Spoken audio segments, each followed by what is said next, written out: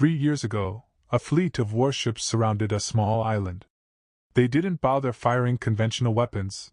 The crew knew they'd have no effect on the monsters living there. Instead, it was a fight for the hunters to handle. Hunters from the Jeju Island Raiding Squad assembled, ready to take down the red ants emerging from the forest. Men and women wielding swords, shields, daggers, and magic clashed bravely against gigantic ants, but the low-rank hunters were quickly overwhelmed. All hope seemed lost, until a hooded man leapt into the fray. He healed one of the badly wounded hunters, while his 2 allies cut down the remaining beasts. These 3 heroes were S-rank hunters, Byung-Gyu, Yoon-seok, and Baek Yoonho, stepping in to save the day.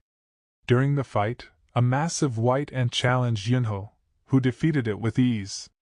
But soon, even more white ants charged at Yoonho and Yoon-seok. Meanwhile, from a nearby city, Choi Jong-in watched the battle unfold, then launched a fiery assault on a group of advancing ants, and signaled his hunters guild to move in. 10 years earlier, everything had changed. Gates linked to an alternate dimension suddenly opened across the world. Magic beasts poured through. At the same time, a few humans awakened magical powers strong enough to fight them. These people became known as hunters.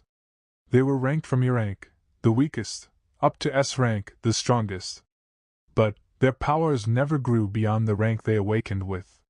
Now, at a construction site, the weakest hunter of them all, Sung Jin-Woo, arrived to join a new raid.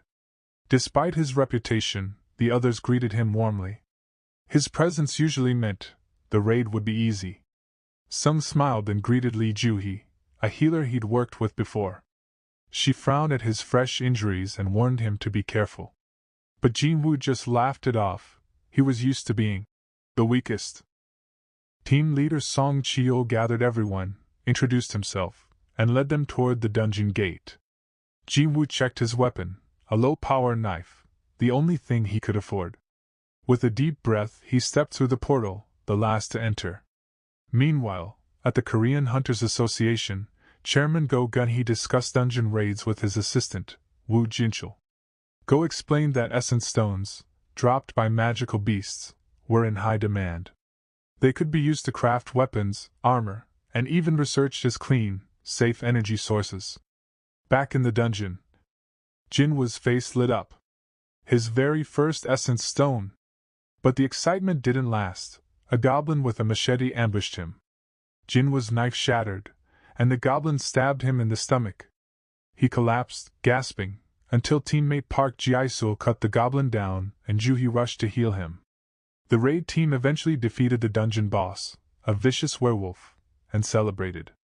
While they looted, Jeonggo spotted a hidden cave entrance, a double dungeon. The team voted on whether to explore. Joo-hee voted no, but Jinwoo, desperate for money to support his family, cast the deciding vote, yes.